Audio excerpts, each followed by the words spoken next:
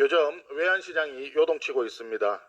관세 협상이 석 달째 교착 상태에 있으면서 이달에만 원화 가치가 2.4%나 추락해서 환율이 6개월 만에 1,440원을 돌파하고 있습니다. 환율이 올라가면 수입 물가가 폭등하고 덩달아 서민들의 생활비 부담이 눈덩이처럼 불어나게 됩니다.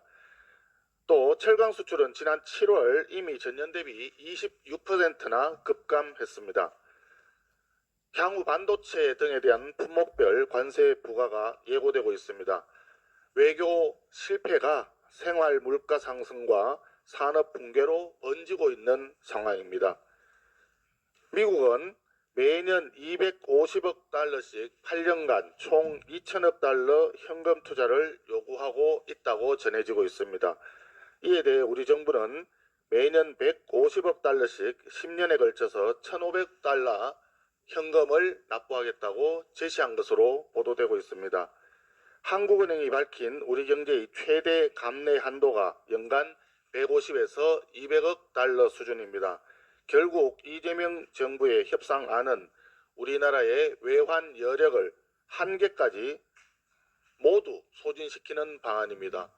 이게 과연 최선의 협상안인지 국민들은 궁금해하고 있습니다. 문제의 본질은 분명합니다. 지난 7월 말에 25%의 관세를 15%로 인하하면서 3,500억 달러의 대미 투자를 합의한 그것이 바로 원죄입니다. 중고차를 사더라도 현금을 낼지 카드를 할지 할부를 몇 개월 할지 고민하는 것이 기본입니다.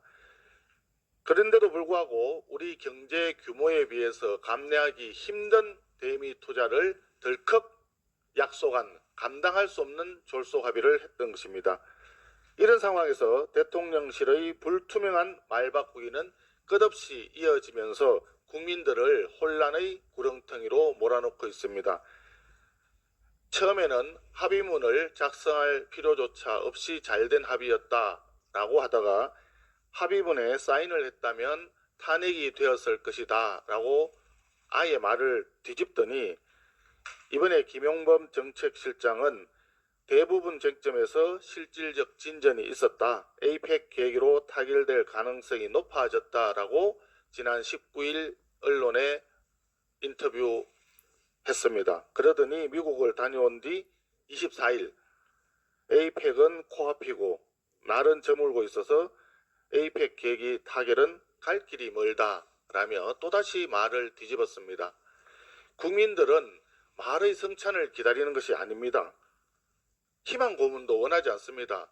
진실을 알고 싶고 사실을 정확하게 알려달라고 얘기를 하고 있습니다. 무책임하게 말바꾸기 하는 정부 고위 당국자들은 책임 있는 자리를 맡을 자격이 전혀 없다는 점을 이재명 대통령은 분명히 인식하기 바랍니다. 이재명 대통령의 인사에 대해서 한 말씀 드리겠습니다. 헌법에 다주택 금지 조항을 넣고 싶다라고 이찬진 금감위원장은 얘기를 했었습니다. 그런데 그는 서초구에 수십억짜리 아파트 두 채에 상가 두 채까지 보유한 슈퍼 다주택자였습니다. 위선의 대가라고 할 수 있겠습니다. 조원철 법제처장은 법제처장으로서의 직분을 전혀 망각한 것 같습니다. 이재명 대통령의 8개 사건, 12개 혐의, 5개의 재판이 전부 무죄라고 주장하면서 아직도 자기가 이재명 대통령의 변호인인 줄 착각하고 있는 것 같습니다. 이재명 대통령의 연임과 관련한 헌법 개정 문제도 국민이 결단할 문제라고 하면서 현행 헌법을 정면으로 부정하는 발언을 서슴지 않습니다. 끝없는 위선의 이찬진, 맹목적 충성의 조원철 같은 사람들이 국가의 책임 있는 요직을 차지하고 있다 보니까 나라의 근간이 무너지는 것 아닌가 한숨 짓는 국민들이 많습니다. 문제의 원인은 능력과 전문성을 도외시하고 충성심에 초점을 맞춘 이재명 대통령의 보훈 인사 때문입니다. 대통령실, 법제처장, 금감원장, 국정원, 주 유엔 대사 그리고 더불어민주당 국회의원까지 무려 13명의 대통령 변호인이 요직을 차지했습니다. 이재명 대통령은 본인의 낙하산 변호사들이 나라를 망치고 결국 본인마저 망치게 될 것임을 분명히 알아야 합니다.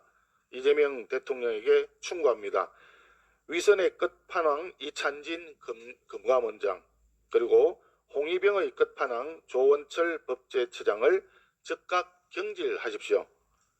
그리고 최측근 변호인단에 대한 인사를 원점에서 재검토하기 바랍니다.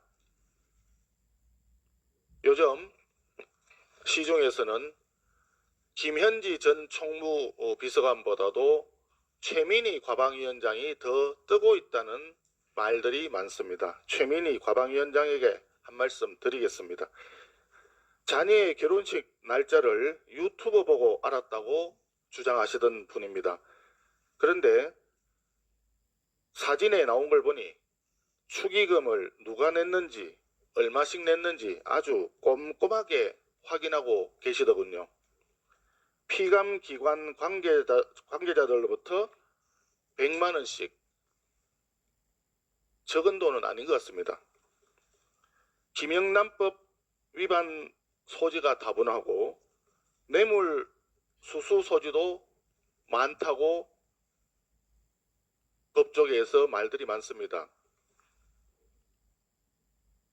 이것도 돌려준다고 또 얘기했는데 돌려준 사실을 현금으로 받고 계좌로 이체해서 돌려준다는 뜻인지 확인도 되기 어려운데, 뇌물은 돌려주더라도 뇌물죄가 성립한다라고 하는 것이 법조계 중론입니다. 또 사적인 축의금 정리 업무를 보좌진한테 시킨 거, 이거 명백한 갑질 아닙니까? 최민희 위원장은 그 자리에 머물러 있을 자격이 전혀 없습니다. 즉각 과방위원장 사퇴하기 바랍니다.